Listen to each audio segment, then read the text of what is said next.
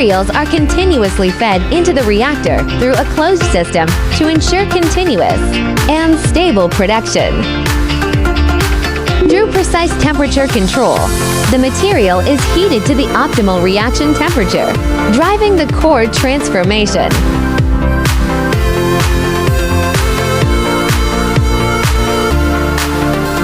High-temperature gas is efficiently cooled and condensed to separate the desired liquid product.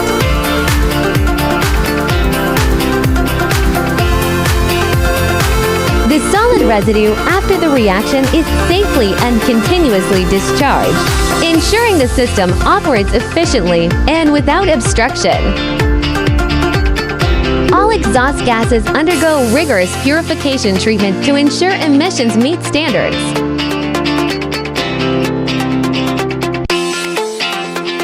This concludes the complete process flow for continuous production. Thank you for watching. Please continue to follow us for more industrial knowledge.